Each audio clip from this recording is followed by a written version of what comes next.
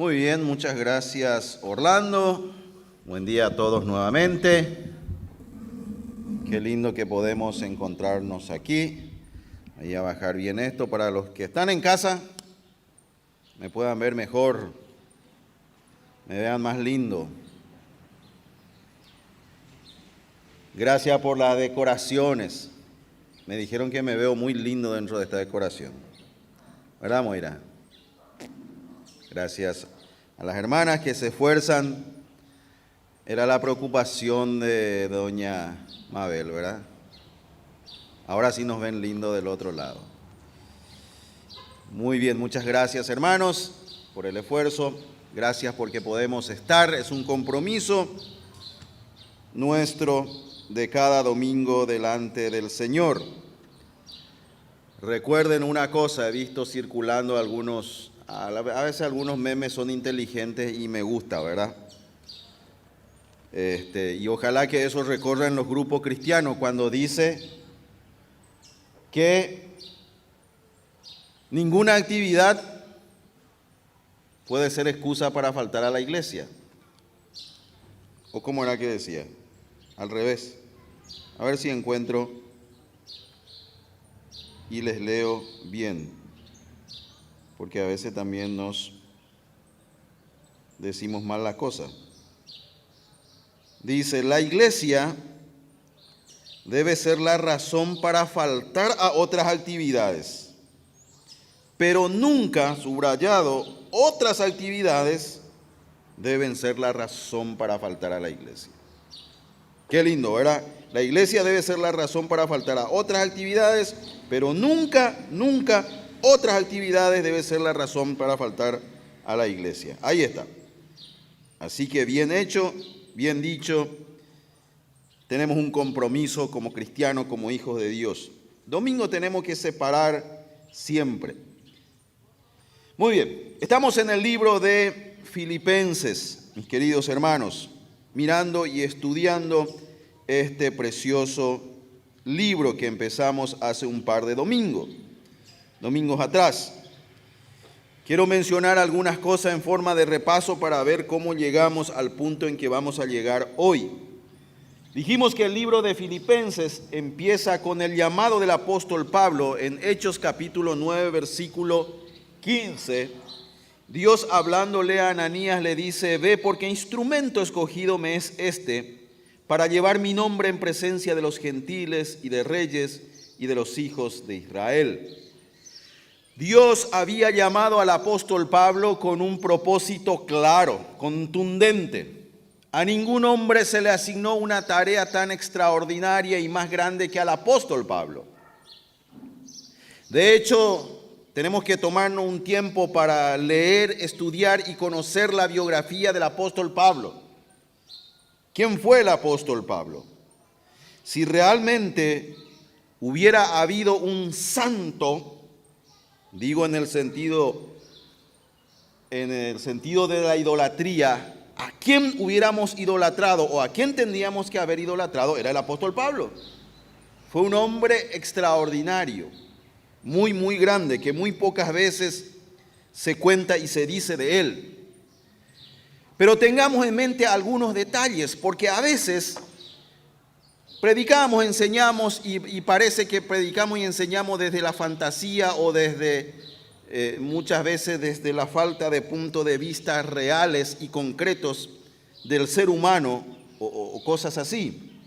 El apóstol Pablo fue contemporáneo del Señor Jesucristo. Posiblemente se llevaban 5 años, máximo 6, 7 años de edad nada más. Es decir, cuando el Señor Jesucristo fue crucificado en la cruz del Calvario a los 33 años, posiblemente eso es lo que tenemos como historia, el apóstol Pablo tendría unos 40 años más o menos. ¿Sí? Era contemporáneo con el Señor Jesucristo. El apóstol Pablo tiene muchísimas historias escritas que no están en la Biblia, que nosotros como cristianos a veces no exploramos, no conocemos, pero tiene mucha historia secular el apóstol Pablo. Es interesante conocer eso. Él fue un misionero, evangelista, pastor, maestro extraordinario. Fue un predicador elocuente de la palabra de Dios. Fue un plantador de iglesia. De hecho, estamos en Filipenses porque estamos estudiando que fue un plantador de iglesias. Fue un estratega y visionario cual ningún otro hombre en el Nuevo Testamento o en la obra de Dios. Quizás después del Señor Jesucristo, por supuesto, número uno, después del Señor Jesucristo, como cristiano, como hijo de Dios para nosotros, es el líder más influyente de toda la historia de la humanidad. ¿Entendemos eso? Fue alguien que demostró que amó profundamente a Cristo en respuesta al Evangelio, a la salvación, a la vida eterna que él recibió. Muchas cosas hay para estudiar, decir y conocer del apóstol Pablo. Él fue turco. Nació en la ciudad de Tarso, Turquía. Hoy es Turquía. Hay algo que me encanta y siempre le digo a los jóvenes, usen la tecnología, todo lo que está al alcance de hoy para estudiar y conocer más fácilmente la Biblia y la palabra de Dios. Esos lugares hoy son lugares históricos que están allí, no están en la fantasía, fueron ubicados por la arqueología en el tiempo y por los estudios y son contundentes en su respuesta, nadie los puede negar. La ciudad de Filipo está allí, todas sus construcciones fueron construcciones que fueron hechas para durar toda la vida, tiene 2500 años sus construcciones y allí están, tal cual describe la Biblia. De hecho, en arqueología, la Biblia es el libro más exacto de todos los libros de historias. No se equivocó un centímetro, un milímetro, un kilómetro de donde describían estaban estas ciudades. Ahí estaban, ahí están. Maravilloso, la palabra de Dios. Pablo fue turco. Nació en una familia judía, por supuesto, que conocía su historia de la tribu de Benjamín. Él después va a hablar de él eso. Tarso era una ciudad romana, por eso él apela a ser ciudadano romano en el mundo. Hablaba, por tanto, varios idiomas. El apóstol Pablo, su nombre original significa, o su nombre Pablo significa pequeño. Y a lo mejor, o se le describe que fue por su contextura física. Qué interesante es esto. ¿Saben cómo lo describe la historia? La historia que no está en la Biblia, por supuesto. El apóstol Pablo era un hombre pequeño de estatura. Me encanta, a lo mejor fue más chico que yo. Con cabeza calva, listo, ahí nos parecemos. Piernas encorvadas, nos parecemos también. O por este maroño, ¿quién era Pablo? Con su cuerpo en buen estado, estoy por alcanzarle. Con cejas tupidas, turco. Nariz un poco en forma de gancho, le gano en eso.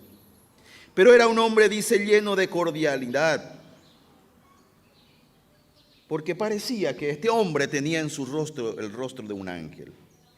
Lo describe la historia secular.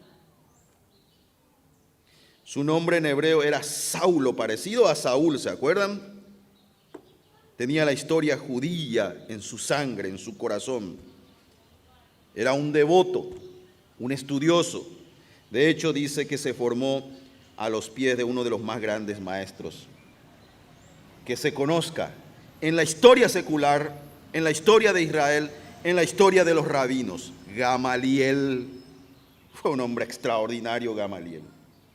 Con él se formó el apóstol Pablo. Así iniciamos nuestra historia. Así estamos hoy en el libro de Filipenses. Nosotros sabemos por el libro de Hechos de los Apóstoles, capítulo 15 al 18, que Pablo conoce o visita o evangeliza o planta una iglesia en su segundo viaje misionero en Filipos. Empezó en Jerusalén, pasó por Antioquía, Tarso, Derbe, Iconio, Listra, Antioquía, Troas, Filipos. Allí llega el apóstol Pablo.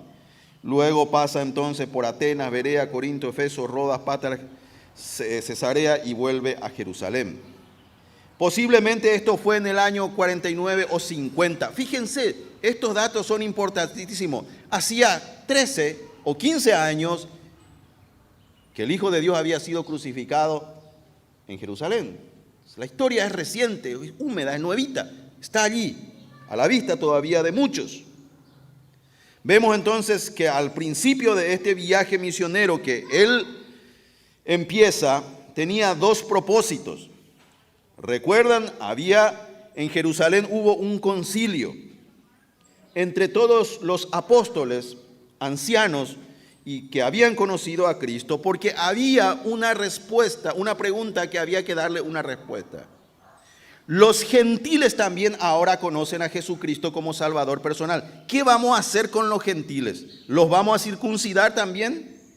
Recuerden que en el judaísmo la circuncisión era parte importantísima. En ese concilio se redacta una carta y dice, no hace falta que se circunciden. La gracia de Dios ha llegado y ha alcanzado a los gentiles.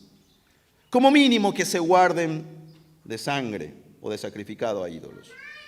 Después la palabra de Dios se va a revelar en el tiempo y vamos a entender mejor la gracia de Dios. La segunda razón que inicia este viaje misionero, 5 años después del primer viaje, es para volver a hablar con los hermanos, a predicarles, a enseñarles y a fortalecerles en la fe.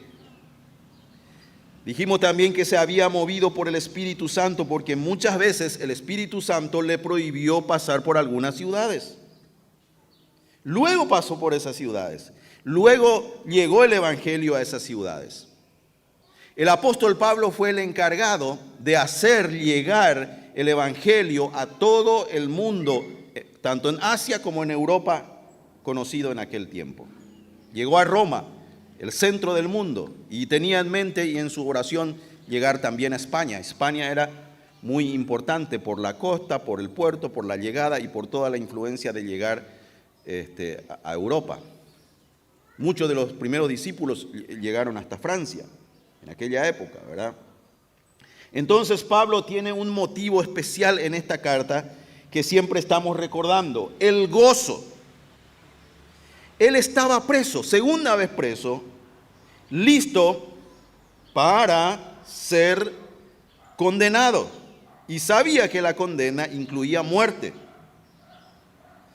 Gracias a Dios, hasta hoy en día podemos visitar y ver los vestigios o lo que quedó de la cárcel palatina en Roma, es decir, donde Pablo estuvo preso. O en Israel, ahí en Cesarea, está el lugar, la casa donde él estuvo preso y la casa donde tenía la cárcel y de ahí partió para ir a Roma. Y él estaba esperando su ejecución. Y él está enseñando en el libro de Filipenses que el gozo no depende de situaciones externas, sino de situación interna, del gozo, de la salvación, de la vida eterna, de conocer al Señor Jesucristo. Y escribe una carta lleno de acción de gracia, por supuesto en oración, como va mencionando, en compañerismo, peticiones específicas, compromisos cristianos que las circunstancias no controlan, es decir, lo que no podemos controlar en nuestra vida. Finalmente el miércoles estábamos hablando acá con una hermana y cuál es la razón, el motivo por la cual muchas veces nos ponemos ansiosos o nos domina la ansiedad. ¿Saben por qué? Porque queremos dominar, entre paréntesis o entre comillas, algunas situaciones. Y hermano, hay situaciones que nunca vamos a poder dominar o tener el control en la vida. ¿Cuál es esa última situación que no podemos controlar? La muerte. La muerte.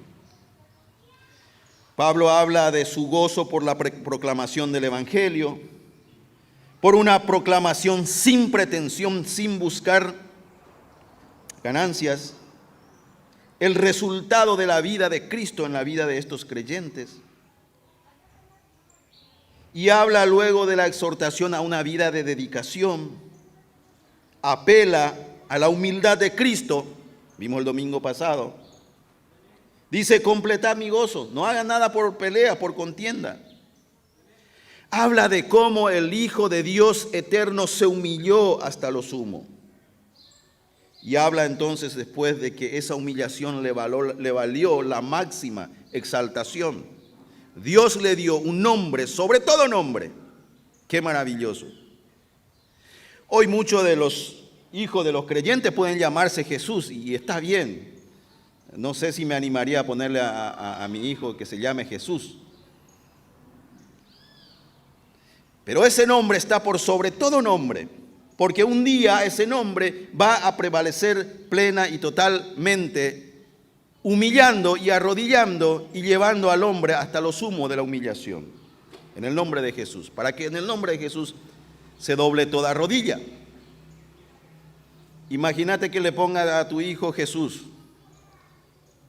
y tiene otro amigo que se llama Moisés. Y los dos andan apartados y tomando en un bar y viene y te dice, che, allá está en el bar tomando Jesús con Moisés. Hablamos de la kenosis de Cristo, de cómo Cristo se humilló, se contuvo en un envase, un cuerpo humano. Y entonces hoy arrancamos en la segunda parte de este capítulo 2 del libro de Filipenses, a leer desde el versículo 12 en adelante. Dice así: por tanto, amados míos, como siempre habéis obedecido, no como en mi presencia solamente, sino mucho más ahora en mi ausencia, ocupaos en vuestra salvación con temor y temblor. Porque Dios es el que en vosotros produce así el querer, como el hacer por su buena voluntad. Haced todo sin murmuración y contiendas, para que seáis irreprensibles y sencillos hijos de Dios, sin mancha, en medio de una generación maligna y perversa, en medio de la cual resplandecéis como luminares en el mundo, asidos de la palabra de vida, para que en el día de Cristo yo pueda gloriarme de que no he corrido en vano, ni en vano he trabajado. Y aunque sea derramado en libación sobre el sacrificio y servicio de vuestra fe, me gozo y regocijo con todos vosotros. Y asimismo, gozaos y regocijaos también vosotros conmigo. Espero en el Señor enviaros pronto a Timoteo para que yo también esté de buen ánimo al saber de vuestro estado. Pues a ninguno tengo del mismo ánimo y que tan sinceramente se interese por vosotros, porque todos buscan lo suyo propio, no lo que es de Cristo Jesús. Pero ya sabéis los méritos de Él, que como hijo a padre ha servido conmigo en el Evangelio. Así que a este espero enviaros, luego de que yo vea cómo van mis asuntos. Y confío en el Señor que yo también iré pronto a vosotros. Mas tuve por necesario enviaros a Epafrodito, mi hermano y colaborador y compañero de milicia, vuestro mensajero y ministrador de mis necesidades, porque él tenía gran deseo de veros a todos vosotros, y gravemente se angustió porque habíais oído que había enfermado, pues en verdad estuvo enfermo, a punto de morir, pero Dios tuvo misericordia de él, y no solamente de él, sino también de mí, para que yo no tuviese tristeza sobre tristeza. Así que le envío con mayor solicitud para que al verle de nuevo os gocéis y yo esté con menos tristeza. Recibidle pues en el Señor con todo gozo y tened en estima a los que son como él, porque por la obra de Cristo estuvo próximo a la muerte, exponiendo su vida para suplir lo que faltaba en vuestro servicio por mí. Hermanos, siempre que estudiamos las cartas del apóstol Pablo y siempre que estudiamos el libro de Filipenses o el libro de Efesios, decimos una y otra vez sin cansarnos que el libro o la carta se divide en dos partes. Primero, la posición que tenemos y que somos como cristianos y como hijos de Dios tenemos. Y en segundo lugar, la práctica. No puede disociarse lo uno de lo otro. Y entramos en esta parte del libro de Colosenses para otra vez ver ese equilibrio entre el credo y la conducta. Equilibrio entre lo que creemos, predicamos y cómo nos conducimos. Las cartas del apóstol Pablo son tan sencillos. De hecho, desde el 19 al 30, él habla de asuntos privados, particulares, muy íntimos. ¿Qué tiene que ver eso con la enseñanza para la iglesia y para nosotros? Tiene mucho que ver. Por eso está allí, por eso está inspirado, por eso está escrito aquí, está en la Biblia, en la palabra de Dios. El apóstol Pablo empieza pidiendo a los creyentes de Filipenses en el versículo 12 para que sean obedientes, sigan siendo obedientes como siempre, les dice. Que tengan disciplina en su vida cristiana. Ahora nosotros vemos que el apóstol Pablo muere un poquito después de estas cartas y no alcanzó los 70 años. De hecho, el apóstol que más vivió fue Juan. Pero en aquella época la expectativa de vida era 60 años. Cuando nosotros miramos la historia de los reyes y la historia de muchos hombres, alcanzan 50, 55 años. El gran conquistador Alejandro Magno, tremenda historia, y vivió hasta los 33 años nada más. Y el apóstol Pablo estaba completando su vida y le dice a los creyentes: miren, ustedes han conocido a Cristo, pero tenemos que perseverar y mantenernos firmes en el tiempo, para lo cual hay que dedicarse a una vida disciplinada como cristianos. Ustedes han obedecido, gracias a Dios, no solamente porque yo estoy, han dado muestra de que también han demostrado ser fieles aun cuando yo no estoy. Qué lindo, ¿verdad? No solamente en mi presencia, sino también en mi ausencia. Y dice: ocupaos de vuestra salvación, con temor y con temblor. Esta es una frase que da para un amplio y profundo análisis. ¿Qué significa ocuparnos de la salvación? Muchas veces menospreciamos nuestra salvación, olvidando de que somos hijos de Dios y fuimos salvos. Y hay algo que tenemos que hacer, no para ser salvo, porque la salvación ha sido por gracia, es un regalo, es una obra de Cristo en la cruz del Calvario, no lo merecemos, no hay nada más que hacer, pero somos llamados, dice, a ocuparnos de la salvación. No es que lo vamos a perder, por supuesto que no, pero la idea, y anoten esta frase si quieren al lado, la idea es hasta las últimas consecuencias. Ocuparos de vuestra salvación significa hagan las cosas hasta la última consecuencia. Si es verdad que te van a pedir tu vida, entonces mantenete firme hasta las últimas consecuencias, ocupándote de tu salvación. Con temor, con temblor, en reverencia. No tiene nada que ver con la esperanza de ir al cielo y a la salvación. No vamos a perder. Sino la idea tiene que ver mucho con la idea de glorificar a Dios aquí en la tierra, en nuestra vida, en nuestra conducta, en nuestra forma de ser. Pero esto no lo podemos hacer de propia voluntad, de motus propio, no sale por nuestra fuerza. Versículo 13, por tanto, dice: porque Dios es el que en vosotros produce, así el querer como el hacer, por su buena voluntad. Dios dentro de nosotros, allí adentro, en lo profundo de nuestra mente y de nuestros corazones, obrando por su palabra, por medio del Espíritu Santo. Entonces el apóstol Pablo afirma contundentemente que Dios es el medio, el agente, la forma que va a generar en la vida del creyente una vida eficaz, capaz de agradar al Señor. Miren, y aún como cristianos no podemos carnalmente agradarle a Dios. No podemos por nuestra fuerza. No podemos por una conducta o por unas reglas que nos han impuesto. Tiene que ser un motor adentro que empuje, que genere, que salga eso, una vida eficaz. Y eso se consigue solamente, dice, por medio de Dios. Es el agente, el motor, el que impulsa, el que genera que vivamos una vida entonces capaz. Él es el que produce, el querer y el hacer. Y tiene dos condicionantes, hermanos: lectura y oración. No hay otra cosa. No hay otra cosa, no hay forma de, no hay una pastilla. Me encanta hoy en día que en las farmacias están llenos de pastillas para todo, ¿verdad? Y están las famosas multivitaminas, ¿verdad? Y a veces no nos damos cuenta, o las personas de más edad, cuando el cuerpo necesita algo. Pero hay algo interesante. Uno puede tomar una pastilla multivitamina todos los días por años. Pero hay algo que el organismo hace y eso es lo que poco sabemos. El organismo está preparado para absorber solamente lo que necesita. No porque yo tomo 1 kilo de multivitamina por día voy a estar No, no, no. El cuerpo va a absorber solo lo que necesitamos. ¿Saben qué significa eso? Que el cuerpo controla y genera lo que necesita. El Espíritu Santo actúa de la misma forma. La palabra de Dios va a producir el querer como el hacer, va a generar, pero si le dejamos, si le damos las vitaminas, si le damos el combustible, si le damos la lectura y si le damos la oración, entonces voy a querer vivir una vida cristiana, separada del mundo y separada hacia Dios. Eso es lo que está el apóstol Pablo pidiendo, eso es lo que está haciendo en este lugar.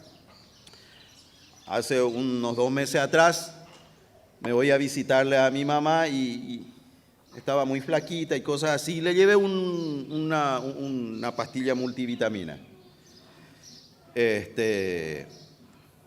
Americano, muy lindo. Apenas llegué, ya se tomó 1, se tomó 2, se tomó 3. Una semana después me dice, había sido, yo necesitaba eso. Cambió, ni nada sabe, imagina, Guri.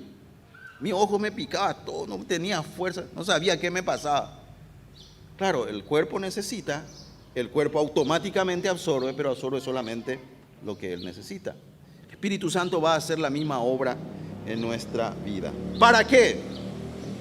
Y esta es la razón, dice el apóstol Pablo, para hacer todo sin murmuraciones y sin contienda.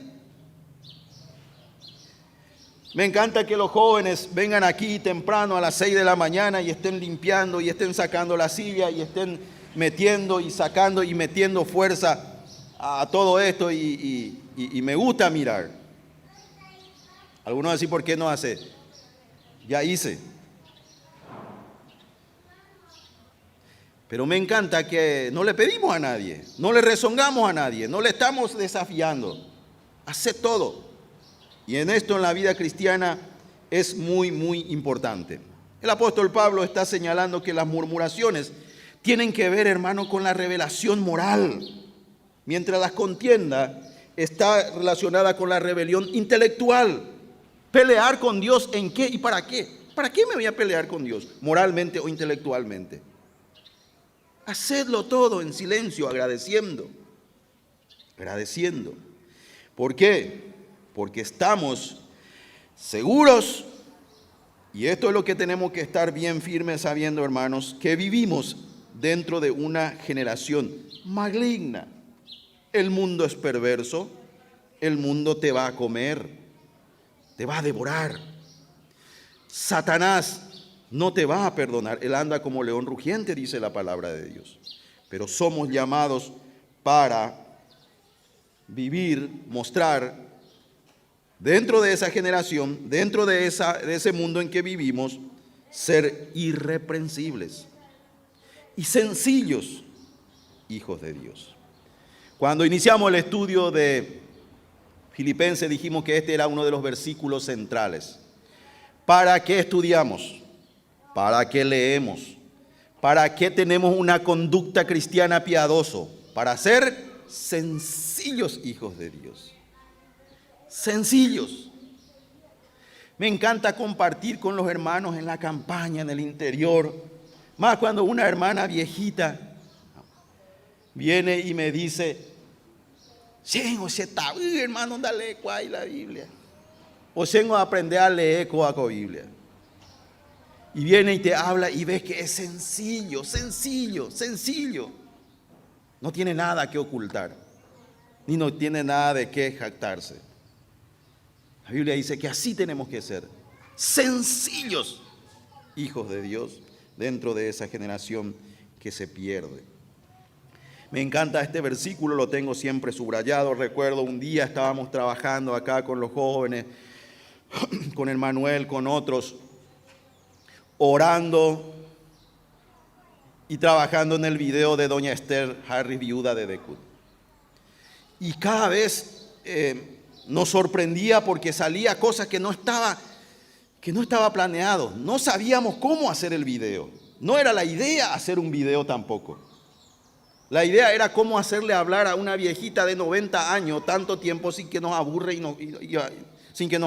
nos cuente 60 años de vida y ministerio en Paraguay. ¿Cómo vamos a hacer? Y salió el video, y salió algunas cosas, y fueron saliendo cosas. Gracias. Y nosotros no sabíamos cómo salía eso. Y un día entonces llegamos al final del video y dijimos, ¿cómo se va a llamar nuestro video? Hay que ponerle un título. Con un título. La vida de doña Esther Harris, por supuesto. El testimonio de doña Esther Harris. Todo era fácil. Hasta que una mañana estaba leyendo recibo un mensaje, en aquella época no había todavía WhatsApp, che, ya está el video, falta el título nomás ya. El título, mamita. Y ponerle doña Esther Harris, no sé, testimonio. Leo Filipenses y de repente Luminares. ¡Ahí está! ¡Ey! Le llamé de vuelta a su teléfono. Ponele Luminares. Ponele Filipenses capítulo 2, versículo 16. En medio de la cual resplandecéis como luminares en el mundo, y hacé por favor que esa palabra luminares salga de esa frase y se quede como título. Pero cuando después terminamos de hablar con doña Esther, yo pensé que yo era el genio y se me prendió la lámpara y pensé, doña Esther me dijo, hace muchos años que estoy orando para dejar mi testimonio, aunque sea en cassette. Y oré mucho por ustedes, por los que están haciendo el video y para que Dios haga su obra en medio de ese video. No fue porque yo pensé o no fue porque yo quería, porque ella estuvo orando. ¿Por qué? Porque ella sí fue una verdadera luminaria mientras pasó por este mundo. Continuamos.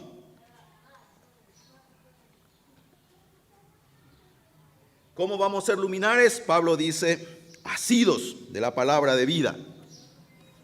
Recuerdan, esta es una famosa frase también que nosotros conocemos. Más lo que estuvimos en palabra de vida, este es su versículo lema y de acá se tomó el nombre del ministerio. Asidos, en realidad la palabra, dicen los estudiosos, tiene que entenderse no como asidos tomados, sino como extender algo a una persona. La traducción correcta sería, hermanos, ofreciendo constantemente la palabra de vida, ofreciendo constantemente la salvación, ofreciendo constantemente a Cristo. Esa es la palabra. Vivamos en medio de una generación maligna y perversa, resplandeciendo como luminares, ofreciendo constantemente la palabra de vida a todos. Entonces dice el apóstol Pablo, para que cuando llegue al final de mi vida, sea derramado en libación sobre el sacrificio y servicio de vuestra fe, me gozo y regocijo con todos vosotros. Pablo habla de un término, de un sacrificio antiguo testamentario, pero también conocido en el mundo secular, porque también las religiones paganas en aquel tiempo, de la cual habían salido los filipenses, ofrecían libaciones, es decir, sacrificios de sangre a sus dioses. Pablo dice, para que esa libación que se derrama sobre el altar, la sangre que se derrama en el lugar en donde Dios aprueba aquel sacrificio, dice, mi vida sea tal sacrificio. Y entonces se va a completar mi gozo y por supuesto también ustedes, para que ustedes también se regocijen conmigo. ¿Qué es lo que está diciendo el apóstol Pablo? Miren, no lloren por mí. No hay por qué. Dios, ¿recuerdan Hechos capítulo 9? Instrumento escogido me es útil, me va a ser útil. Pero cuando termine lo que Dios le había puesto, entonces su vida va a ser sacrificado. Y posiblemente murió decapitado y murió desangrado. Y dice, eso no importa. Lo bueno es que esa vida de sacrificio sea acepta a Dios. Y una vez que sea acepta a Dios, también sea acepto y motivo de regocijo para los cristianos allí en Filipo. Cierra esa parte el apóstol Pablo y abre en el versículo 19 un cuidado pastoral y va a hablar de dos jóvenes extraordinarios. Quiero hacer pequeñas menciones nada más en esta parte para ir cerrando. Pablo habla de asuntos personales. Pablo tenía una vida, por supuesto. No era casado o era viudo, nunca sabremos hasta que lleguemos al cielo. Pero era un hombre que aparte de eso tenía una vida personal. Y dentro de su círculo de personas había hombres extraordinarios que no solamente servían a Dios, y esto es lo que nos cuesta entender muchísimo a los cristianos hoy en día, sino que estos hombres, aparte de servir a Dios, dedicaban sus vidas también para servir y cuidar del apóstol Pablo. Alguien que cuidaba al hombre de Dios. Y entonces empieza hablando de Epafrodito. Hermanos, primero dice, Timoteo, espero en el Señor enviaros pronto a Timoteo. ¿Recuerdan a Timoteo? 2 cartas escritas para él. Y aquí hay una esperanza extraordinaria para pensar y ver muchas cosas, cómo obra la gracia de Dios. Timoteo era hijo de una mujer judía. Su padre sí era griego. Y cabe aquí la ventana o la posibilidad de pensar que aquella hermana se ha apartado del Señor y ha caído en pecado, porque se casó con un griego. No se habla nunca, no se menciona nada del padre de Timoteo. Pero la fidelidad de la abuela y la fidelidad de esta mujer permitió entonces que crezca Timoteo, o Timoteo crezca en un hogar en donde se proclamó, se habló y se le enseñó las cosas de la palabra de Dios. Pablo dice, Timoteo, vos conocés la Escritura, maravilloso, desde la niñez. Tu madre, Eunice, Loida, hicieron un trabajo maravilloso. Y entonces Pablo lo único que hace es, en su primer viaje misionero, lo encuentra a Timoteo y dice, acá está el hombre de Dios, formado y preparado. Dios lo estuvo preparando. En la esperanza de ver la gracia de Dios como actúa, que muchas veces cuando los hijos de Dios pecan, Dios sigue teniendo un plan, un propósito. Porque aquella mujer que desobedeció, se fue por alguna razón, no sabemos qué, se casó con un griego que no estaba permitido para los judíos, tuvo un hijo y ese hijo fue un hombre fiel y fue un hombre de Dios y finalmente terminó siendo un discípulo extraordinario del apóstol Pablo, un pastor extraordinario. Dice, espero pronto enviarles a Timoteo. Quiero irme a otros pasajes, no tenemos mucho tiempo. Acá habla de varias cosas, pero fíjense que Pablo habla de Timoteo, por ejemplo, en 1 Tesalonicenses 3:2, le llama nuestro hermano, servidor de Dios y colaborador nuestro en el Evangelio. En 1 Corintios 4:17 le llama Timoteo, que es mi hijo amado y fiel en el Señor. En 1 Timoteo 1:12 le llama verdadero hijo en la fe. En 1 Timoteo 6, versículo 11 le llama hombre de Dios.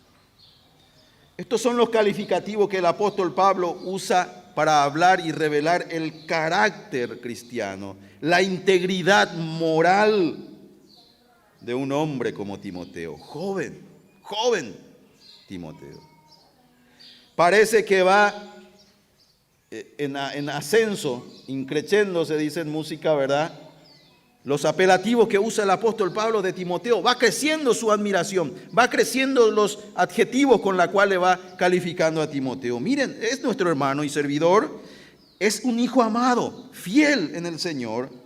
Luego dice, es un verdadero hijo de la fe y finalmente cierra diciendo su nombre de Dios. Aquel joven de madre judía, de padre griego, de una abuela que ora y se pone y enseña a sus nietos, crió un nieto extraordinario como Timoteo. Timoteo dice, tiene el mismo ánimo que yo, tiene el mismo interés por ustedes que yo. Versículo 21, todos buscan lo suyo propio, pero Timoteo no. Está hablando de los creyentes que buscan lo que es y está bien. Su estabilidad económica, laboral, su estudio. Primero eso, no tengo mucho tiempo.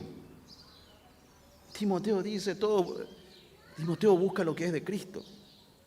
Extraordinario. Y tiene cuidado del apóstol Pablo. Ya conocéis sus méritos. Él me ha servido como hijo a padre en el Evangelio. No tenía un hijo el apóstol Pablo, pero acá está diciendo, él es un verdadero hijo en la fe para mí. Y me sirvió como un verdadero hijo. Estuvo atento a mi cuidado.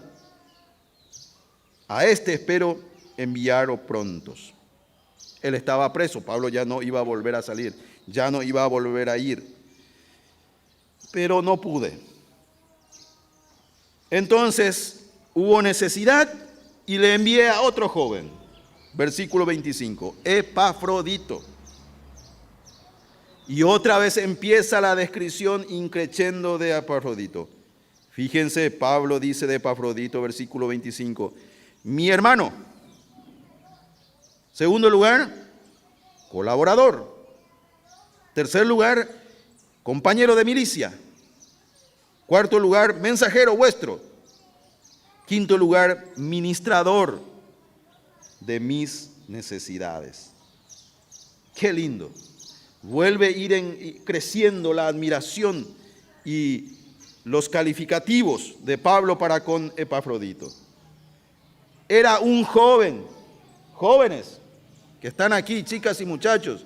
Este es un mensaje para nosotros, para ustedes, para los jóvenes, de ver cómo un hombre se pone en las manos de Dios, pero se pone en las manos de un hombre de Dios como Pablo y empiezan ellos a servir con autoridad, con la misma autoridad del apóstol, porque Epafrodito posiblemente era el pastor en Filipos. Ahí estaba aquel joven, Epafrodito, mi hermano, mi colaborador, compañero de milicia. Él tenía una tremenda necesidad. Él quería verlos, por supuesto. Los viajes en aquella época llevaban tiempo. Si nosotros vemos el viaje del apóstol Pablo en los últimos capítulos del libro de Hechos, era para morirse, todo lo que le pasó. Y dice, finalmente respiré cuando llegué a Roma. Llegué a Tres Taveras y ahí los hermanos vinieron a recibirme y dice, me vino de vuelta el alma porque ya estaba muerto, dice Pablo. Yo ya estaba muerto del viaje, Dios mío, ¿cuándo? ¿Cómo voy a llegar a Roma? Todo lo que le pasó. Y dice, por fin. Y cuando le he visto a los hermanos ahí en Tres Taveras, respiré. Hoy uno puede estar en la vía Apia y de turismo y llegar ahí y decir, che, mira, acá estuvo el apóstol Pablo, sí, Tres Taveras, aquí llegó. No era tan fácil viajar. Y dice, él quería verlo porque tenía una responsabilidad con ustedes. Pobre Epafrodito se enfermó, pero más se enfermó psicológicamente, aquí hablan de las enfermedades mentales, cuando se enteró que ustedes también se enteraron que éste estaba enfermo. Él no quería que ustedes se enteraran que él estaba enfermo.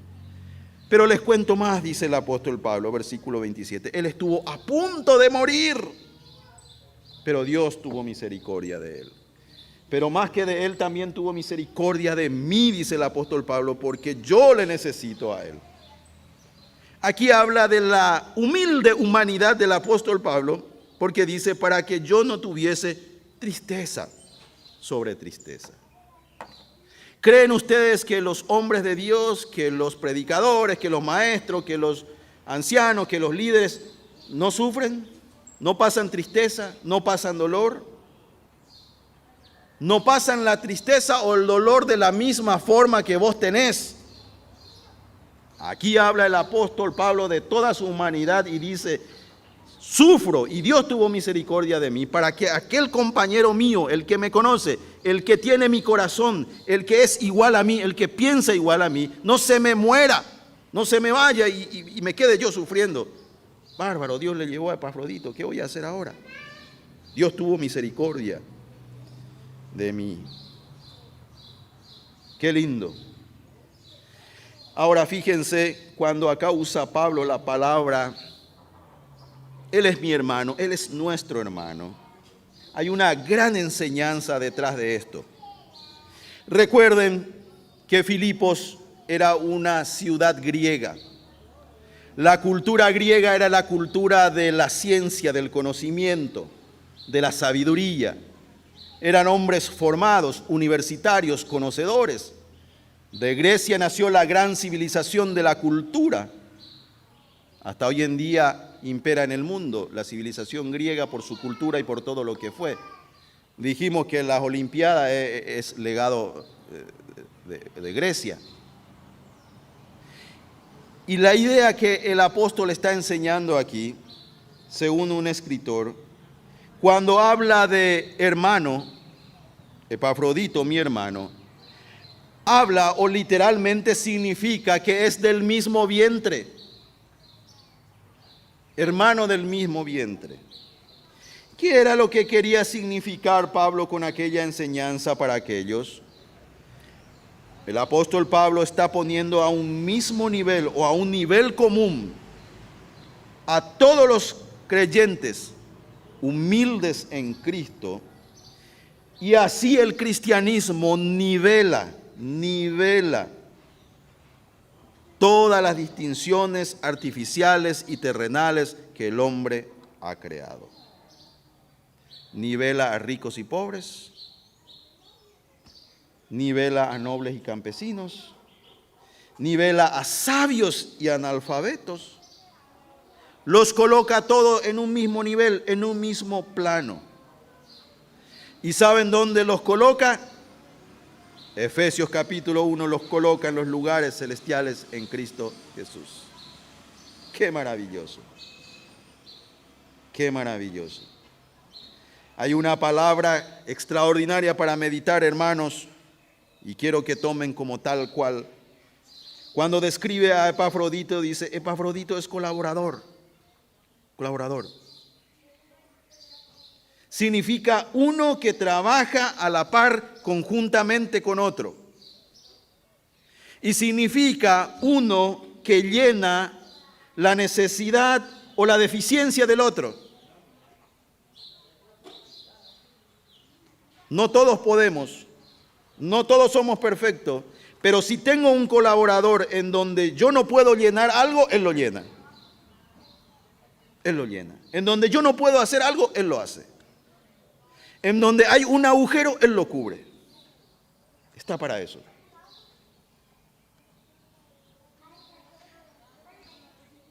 Cooperó estrechamente. La idea es que Epafrodito, con Pablo, y después más que cuando Pablo se fue de Filipo, fue el que se encargó de asentar, establecer la iglesia. Y cuando lo llama compañero de milicia, la idea es la de dos soldados juntos peleando estrechamente, espalda con espalda.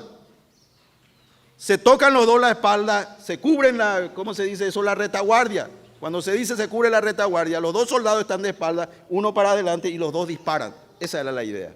Compañero de milicia, ahí estábamos juntos, espalda con espalda, peleando, luchando. ¿Contra qué? Contra lo que dice más adelante, este mundo maligno y perverso. Compañero de milicia, dos soldados que tienen el mismo rango en un campo militar. Pablo no le dijo, yo soy apóstol, vos sos diácono, vos sos... No, compañero, igual a igual. Igual a igual.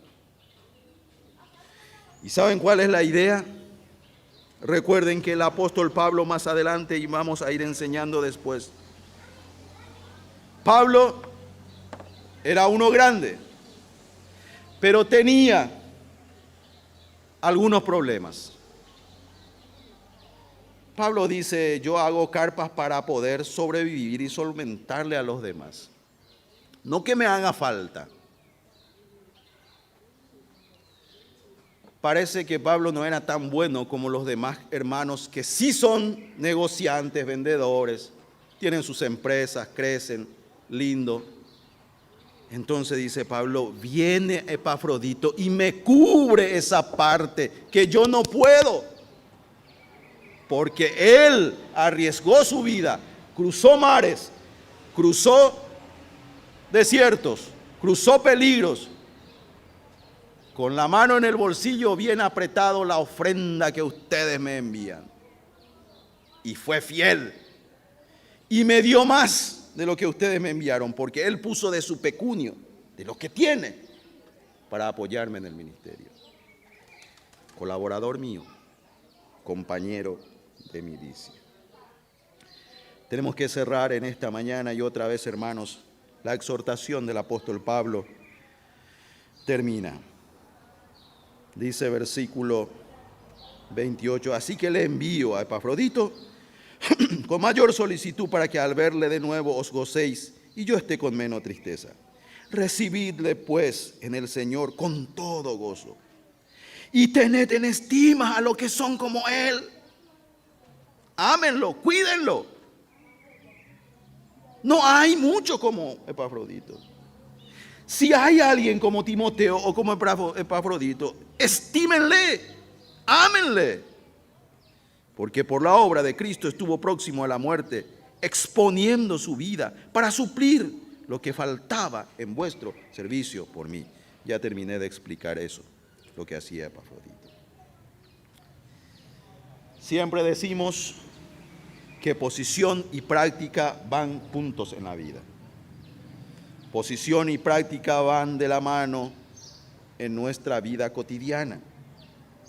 El apóstol Pablo aquí lo que hace, después de haber expuesto lo tocante a la persona y a la divinidad, a la majestuosidad de Cristo, lo baja a tierra y dice, expone que la presencia de Cristo debe producir, o lo que debe producir la presencia de Cristo en la vida del creyente. Todo esto que hemos visto en esta mañana. Lo que hablo, lo que predico, lo que enseño, se tiene que reflejar, se tiene que ver. Es fácil ser creyente acá en la iglesia. Bueno, acá ni en la iglesia a veces, este no me gusta porque habla demasiado, aquel no me gusta porque habla de balde, no importa eso.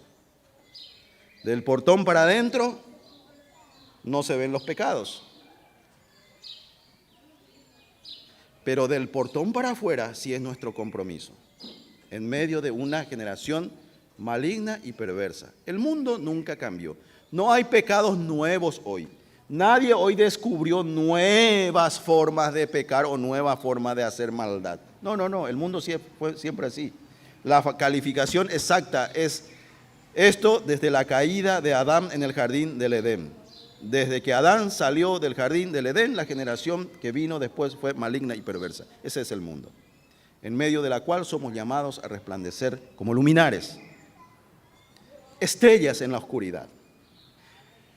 Siempre cuento esto y me encanta. Los que vivimos acá en Asunción no nos damos cuenta a veces de la profundidad de la oscuridad o del espacio en la noche.